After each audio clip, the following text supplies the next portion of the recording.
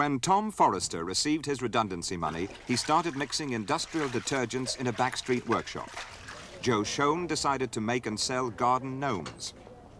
Frank Southall took over the tenancy of the biggest pub in Britain. Alan Chapman invested in a pizza franchise. How have things worked out? Bryan Gould reports. Wrexham, North Wales. Everyone is unemployed in this small close. At number 1, Michael Partington. Both my parents are disabled, and since I become redundant, I become more or less dependent on them instead of it being the other way around. Number 2, Kevin Skelly. Been unemployed for 12 weeks now. Since I've been made redundant, I've been in trouble with the police, but I got nothing better to do. Number 3, David Jones. I gave up my job because my wife was ill. I thought it would be easy to get another job, but I've been unemployed for 2 years. Mr. and Mrs. Penk. We feel that the things we've worked for all our lives, the luxuries we can no longer afford, like the car and the telephone. Number 5, Irene Munson. I gave up work last year through ill health, and when I went back to work, I didn't qualify for redundancy when I was made redundant. Mr. and Mrs. Harrison. My husband and I were both working, but were made redundant within the same month of each other. Stan Esbury. Since I was made redundant last year, I've spent pounds on petrol, looking for work, but no success. And number 8, Stephen Lloyd. Though my mum being a widow, though there's work away, I'd feel guilty leaving home. In that small close on the Queen's Park estate, unemployment is the way of life. The only form of work available is the search for a job. We asked how many of the 220 families on this part of the estate had been hit by unemployment. This was their answer.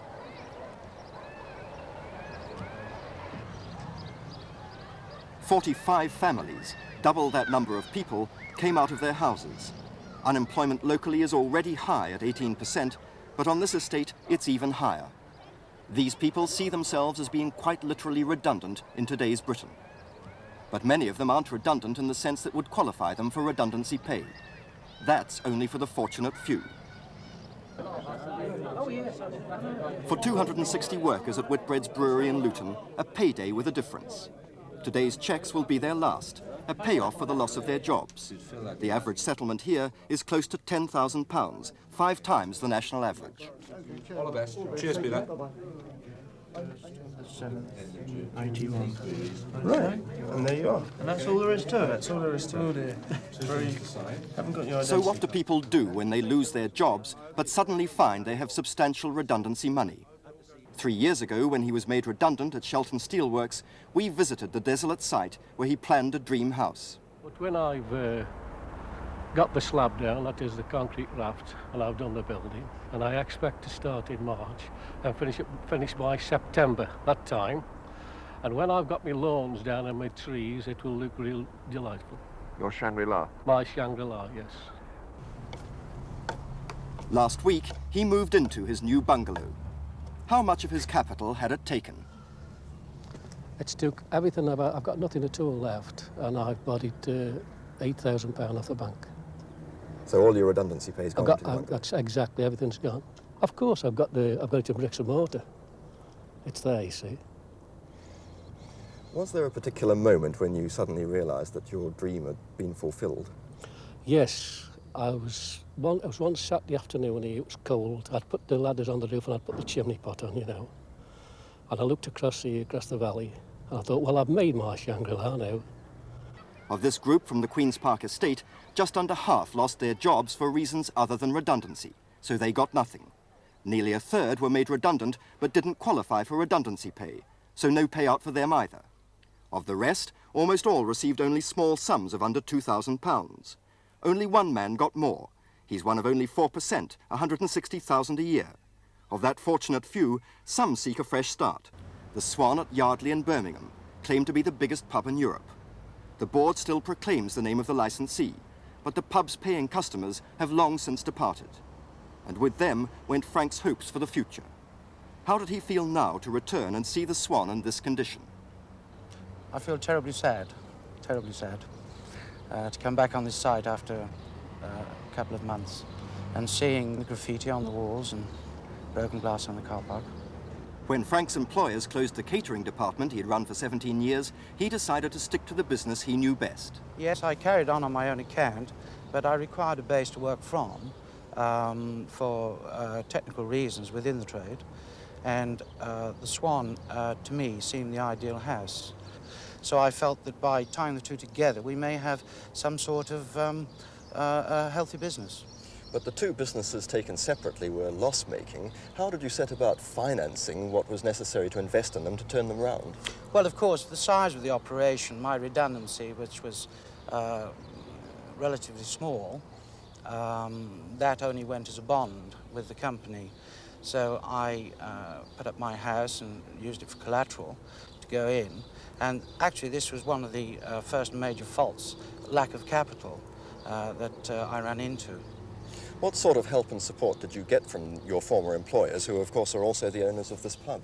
Well, other than loan agreements over a period of time, and now reflecting, it was obviously nothing like the length of time that was required for the sum of money that was involved, very little, in fact, virtually zero.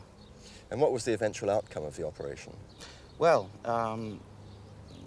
regrettably, I've become bankrupt. And you lost a lot of money? Well, I've lost everything. My home and everything that I had. And how do you feel about that now? A little bitter, but more very, very sad. But my gosh, I've learned something. Ansell's breweries say they didn't encourage Frank to take on the two businesses, and that he didn't want their help with his bookkeeping. Either way, Frank took on the obligations and paid the price. Joe Schoen set his sights a little lower. He was made redundant from Shotton Steelworks. Now he takes his stall from one daily market to another. It's hard work, 12 or 14 hours a day. His wife works on the stall too. She gave up her job to help him. It wasn't meant to be like this. He'd first thought of setting himself up as a manufacturer. But why had he tried to earn a living by making garden gnomes? Well, I've been made redundant once before and then come to the second time round and said, well, I'm not going to be made redundant again. And if I am, it's going to be my own fault. But had you done this sort of business before? No, never sold nothing before. Just used my hands as labour, you know, to make myself a few bob that way. So what made you think that making and selling garden gnomes would earn you a living?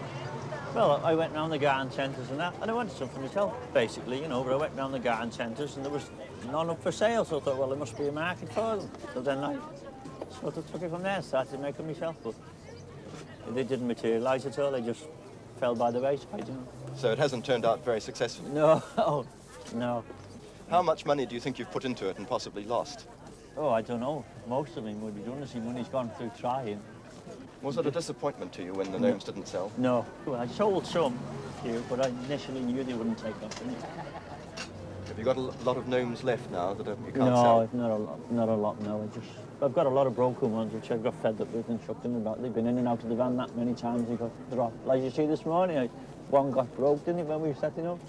So this is what happened to a lot of them. They got smashed and damaged and all over the good. You know, it just happens. It's one of them things that when you've chucked them in the van about 50 times a week, then you get fed up with them in the end. You take 10 out and you bring 10 back home. It's not worth bothering with them, is it? Would you do it? And then you stand at the end of the day, you take how much you've took and you've took nothing. Whitbreads provide advice on everything from social security to new jobs. They call it the Departure Lounge. I feel that I need to find a part-time situation, probably clerical work in a small company. Yeah, your experience, Frank, as a first-line manager is such that you've worked in the office, you've done all the clerical work. Outside advisors like Tom Carew are more used to dealing with redundant executives, but he finds he's more and more in demand from companies laying off shop floor workers. If I was going to become an electrician like you, I'd have to learn how to do it. And you have to learn how to job hunt. Let's take as an example, the Yellow Pages. In that is a whole of colleges. Here are schools and colleges, universities. Universities, they need electricians. All sorts of people need electricians. And if you knew how to go through this, there's somebody there who needs you now. The thing is to learn, we've got to learn how to use it and how to find jobs through it. It's not as Nick, you told me that you're going to be receiving a fairly large lump sum in settlement from the company. A local building society manager is brought in to advise on tax, social security and how to invest the money. Got a mortgage? Yes. Okay, is that a fairly large or small mortgage? Medium, small by today's standards, I should know. Okay, and who's that with? Greater London Council. Okay, and how long has that been going for? 14 years. Right, was that one of those old fixed-rate mortgages? Yes, yes. Okay. What sort The of scheme also involves Bridget Litchfield and other members of Whitbread's personnel department. It's not really a problem, but I feel that this is an opportunity. Some of her clients want to make a clean break and set up on their own. What sort of person has a chance of success? Tom Carew has a clear view.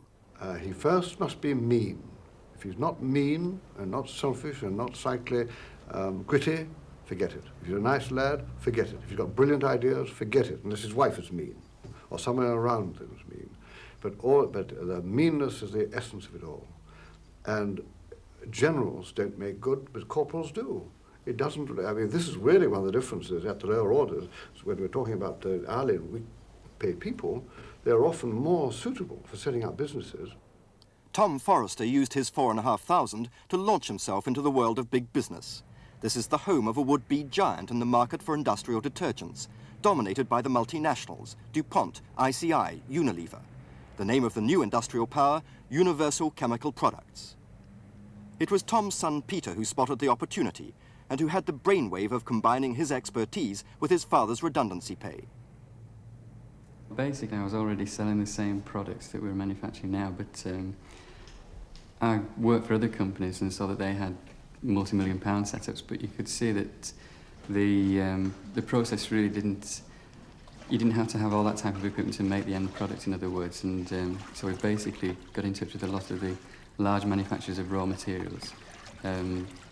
They supplied us a lot of help, really, in the way of formulations and this type of thing. We had a few visits from a number of chemists from these large companies, and they basically told us that what we already thought in the first place, that we didn't really need to have all this equipment and we could do it basically just by hand mixing in vats.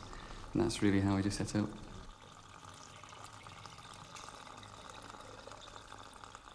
So you're cutting costs and undercutting right, competition? Yeah. That's right, and we don't have the overheads of these large companies, and so obviously we're very competitively priced. And how big a turnover do you expect to do now? Well, in 12 months, that's 150,000. So it's going to be... hoping so, looking that way. It's going to be a successful operation as far as you can see? I hope so, yeah. Jeff Stuthridge could have spent his money on a car or absorbed it in his living expenses. Well, yes, you could have, I could have sat on it, couldn't I? Until it all gone away. But by Christmas it would have gone. And I would have been faced with a new year with nothing in front of me. So there really was no choice except to try and make use of something whilst I had it. Jeff was made redundant when the textile firm for which he'd been production manager closed down. He decided to invest his redundancy pay in his own business, and he took with him some of the best workers from the shop floor. Some of them agreed to put their redundancy pay into the new firm and became working directors, even though the contribution they could make was a small one. Why had Mavis Story taken the plunge? Well, £200 doesn't go so very far, does it, these days? And we thought we would try and see if we didn't make a success of it. If we've been in employment for 8 months, we've had wages for 8 months, and there's every chance we can make a success of it and carry on from here. Do you think other people who are made redundant ought to think of doing the same sort of thing? I think they should, yes. If they're interested in working, if they like an easy life, well, it's no use because it's very hard work. 9 months ago, we knew nothing about the business that we had except how to machine. We worked within the 4 walls of a factory.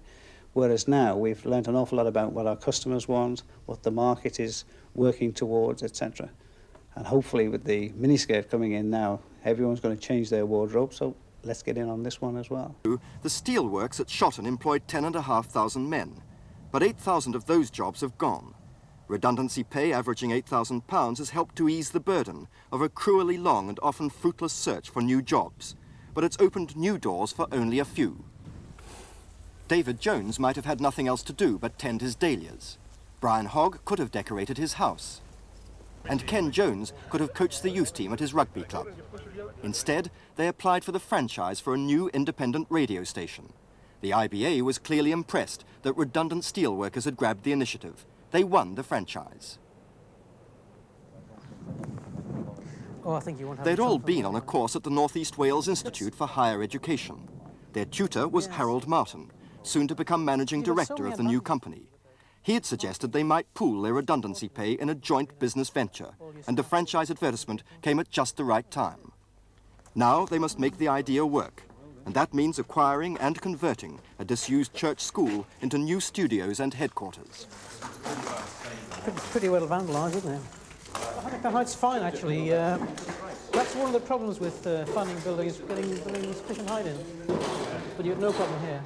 No problem. The steel workers, who have committed all their redundancy money and more to the venture, have the part-time help of an engineer from Radio City, the neighbouring commercial radio station in Liverpool.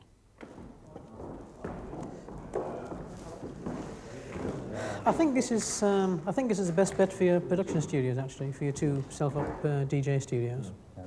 They'll need all the technical help they can get, and they've been offered as much finance as they need. Nor are they short of enthusiasm, either their own or from the local community. Well, I think in general we get a lot of encouragement from people in the locality. I think they feel that here is a local group that have pulled something off which normally you wouldn't expect people such as ourselves would in fact accomplish. One advantage of having redundant steel men on the board of a company is that when it comes to hard work, they'll do a good deal of it themselves. Well, initially we're going to have to clear out all the debris. Obviously we will fetch skips in and this sort of thing. I can't wait to get my shirt off, in fact, to get cracking. The company can't yet pay salaries, not a problem for others on the board, but hard on the steelmen. Presently we are still on the dole, unfortunately, but as soon as the company is formed, we are strongly hoping that our services will become available and be made use of. Why is it that you three have ended up in this venture, whereas perhaps others have gone off and got jobs and done other things? Other people were looking for careers where they thought there was security and naturally a job rather than a risky venture like this attracted them more if they could find one in these times of high unemployment. David, obviously it was important when you made your application for the franchise to be able to say that redundant steelworkers had put the consortium together. How do you feel about that now? Aren't you really just like any other consortium now? I suppose now we are like other consortiums, but I think within the group we've got a freshness about us, a determination about us, which does make us, well, slightly different. In our situation, having been made redundant, we had more to fight for than most of the consortiums would have done. And this is one of the reasons I feel we won it, our determination. Determination alone may not be enough for the redundant workers at Whitbread's. It's their turn now. They are the winners in the redundancy pay lottery. But what next? For most of them, redundancy pay will soften the blow, but nobody knows yet if it will give them a future.